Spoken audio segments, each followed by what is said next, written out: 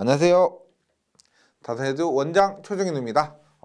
원서 접수 잘 하셨죠?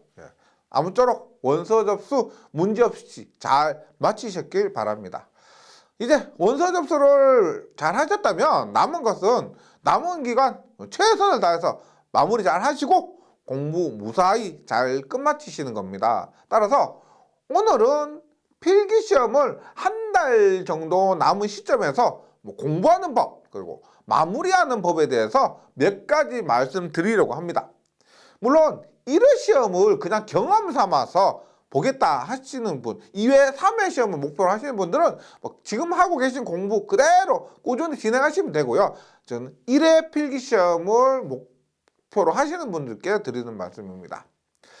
먼저 첫 번째로 필기시험 한 달 전, 적어도 20일 정도 전에는 관연도 문제풀이를 시작해 주시기 바랍니다.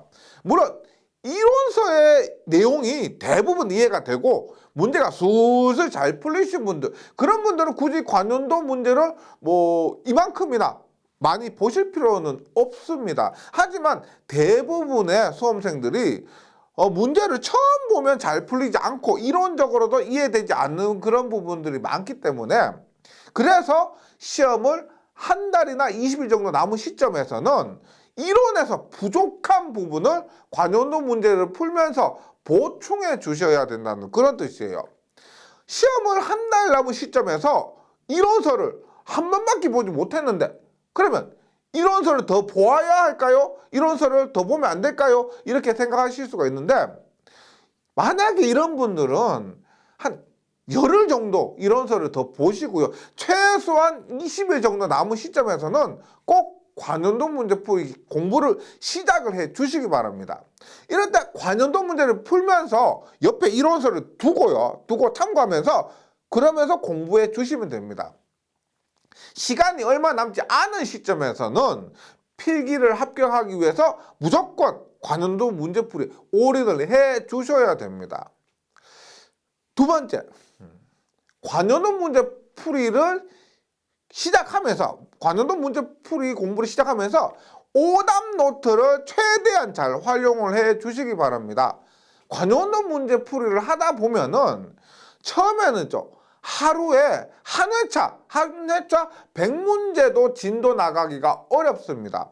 하지만 공부를 계속 진행해 나가면 힘들다도 계속 반복하고 공부하고 하다 보면은 실력이 이제 향상되고요. 그 다음에 중복된 문제들도 계속 나오게 되면서 한 회차로 공부하는데 들어가는 시간이 월등히 감소하게 됩니다. 그래도 공부하는데 시간이 부족한 것은 사실이기 때문에 공부만 할 수 있는 분이 아니고 학교도 다니시고 직장도 다니시고 하시는 분들은 시간이 부족한 것이 사실입니다. 그래서 더욱더 시간을 효율적으로 사용하기 위해서 관연도 문제풀이 공부를 시작하면서부터 오답 노트를 만들어서 활용을 해 주시기 바랍니다. 오답 노트라고 해서 옛날에 활용하던 그런 오답 노트, 문제를 직접 적으면서 하는 오답 노트가 아니고요. 제가 여러분한테 계속 권하는 방법인데, 제일 작은 포스트잇 있습니다. 요만한 포스트잇 있어요. 그 작은 포스트잇을 활용해서 완전히 모르는 문제나 혹은 조금만 더 하면 알 것 같은 문제들에 대해서 빨간색이나 파란색이나 초록색이나 이런 종류별로 포스트잇을 붙여놓고 표시를 해놓는 겁니다. 그 표시만으로도 오답 노트가 될 수가 있습니다. 이렇게 해놓고 시험을 앞두고 아는 문제를, 시간을 절약하기 위해서 아는 문제를 다시 볼 필요는 없죠. 그래서 어떻게? 모르는 문제들에 대해서만, 즉 포스트잇으로 표시해 놓은 문제들만, 이런 문제 위주로만 공부를 해주시면 된다는 겁니다. 포스트잇으로 붙여놓고 틀렸던 문제를 맞출 수 있거나 암기하게 되면 그 포스트잇 떼는 거죠. 그래서 계속 반복해서 교재에 붙였던 포스트잇 다 떼질 때까지 그렇게 공부해 주시면 된다는 겁니다. 오답 노트 활용하는 것이 필기뿐 아니고 실기에서도 굉장히 중요한데, 많은 분들이 그러세요. 포스트잇으로 오답 노트를 만들어서 활용하시는 것이 굉장히 효과가 좋다고 하십니다. 실제 제가 개인적으로 보고 있는 책들도 있죠. 보면 저 덕지덕지 포트잇 엄청 붙여놨습니다. 잘 활용하시면 좋고요. 그럼 세 번째, 또 이런 분들도 계세요. 관운동 문제풀이를 공부를 좀 일찍 시작하시는 분들이 시험을 한 달 남겨놓은 시점에서 관운동 문제를 풀었는데 뭐 평균 95점, 90점, 95점 이렇게 나온다고 해요. 합격할 수 있겠습니까? 라고 이렇게 물으시는데 뭐 이런 상황에서 남은 기간 어떻게 공부해야 될까요? 라고 물으십니다. 관운동 문제풀이를 만약에 11개년을 공부한다고 했을 때 같은 문제를 있죠. 계속 5번, 6번, 7번 계속 반복해서 보다 보면은 90점, 95점이 나올 수밖에 없습니다.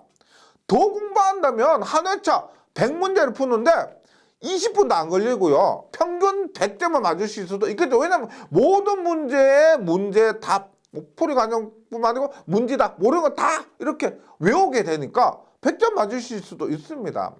이렇게 관운동 문제를 반복해서 모든 문제의 답을 암기할 정도로 공부하셨다면 그럼 더 이상 관운동 문제 풀이 공부는 의미가 없죠. 차라리 어느 정도 자신이 생겼다 판단되시면 문제를 90점, 95점, 100점 맞는다고 생각되시면 차라리 정규반 이론서를 다시 공부하는 것이 더 좋습니다. 관련 문제풀이 충분히 공부했다 그러면 다시 이론서를 보시는 거예요. 문제를 푸는 것도 있겠지만 대부분 문제를 암기를 했기 때문에 응용되는 문제가 많이 출제된다고 하면 오히려 결과가 더 좋지 않을 수도 있습니다. 따라서 확실한 필기의 합격과 필기 합격 후의 실기 시험을 위해서라도 관운동 문제를 정말 많이 암기하시고 준비를 하셨다면 오히려 다시 이론서로 돌아가서 며칠 동안은 이론서를 보면서 정리해 주시는 것도 좋습니다. 그랬다가 뭐 시험을 일주일 정도 앞두고 다시 관운동 문제를 공부해 주시는 방법이 좋습니다.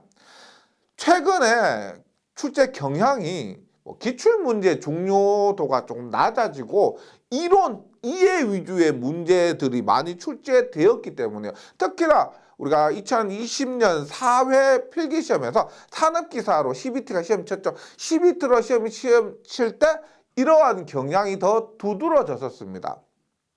물론 앞에서 말씀드린 것처럼 문제에 대한 연습이 부족하신 분이라면 관운동 문제를 많이 풀어주시고요. 관운동 문제를 충분히 연습했다면 그런 분은 정규반 이론서를 다시 공부해 주시라는 뜻입니다.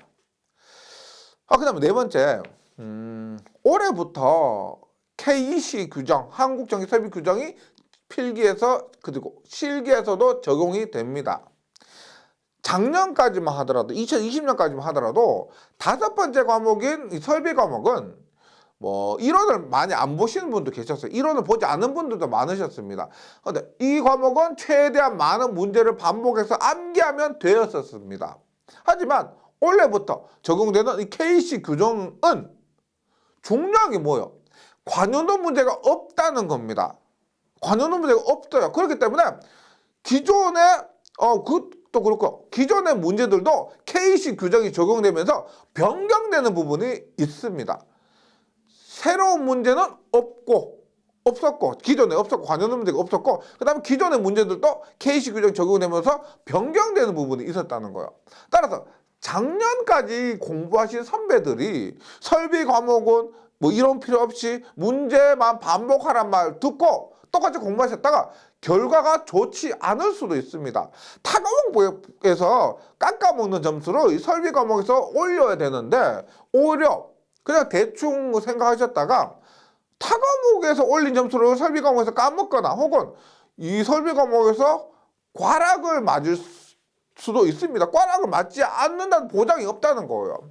따라서 이 KC 과목에 대해서도 어느 정도 시간이 되고 준비가 되시면은 이 KC 과목에 대해서 좀 더 완벽하게 준비를 해주시면 좋겠고, 그러기 위해서 이 KC 과목의 이론 내용까지 좀 시간을 내어서 공부를 해주시기 부탁드립니다.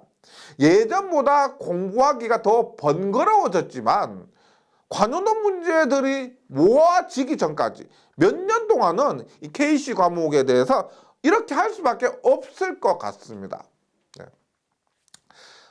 몇몇 분들이 뭐 시험 한 달 전에 어떻게 공부해야 되냐 이런 질문을 많이 하셨고 그런 부분에 대해서 제가 이렇게 말씀드렸는데 혹시나 지금쯤 뭐 슬럼프에 빠지시는 분들 계시고 지금 공부를 하는 데 있어서 답답한 부분들이 있으실 겁니다. 그런 분들 부분에 있어서 좀 궁금한 부분이나 제가 뭐 전체적으로 말씀드렸는데 개개인적으로 뭐 좀 궁금한 부분 있고 답답한 부분이 있으면 그런 것들에서 댓글을 주시면 제가 뭐 성심성의껏 제일처럼 이렇게 답변을 드리도록 하겠습니다. 남은 기간 한 달 정도 남았죠. 남은 기간 힘드시겠지만 잘 이겨내시고요. 꼭 시험에서 좋은 결과 있으시길 응원하겠습니다. 감사합니다.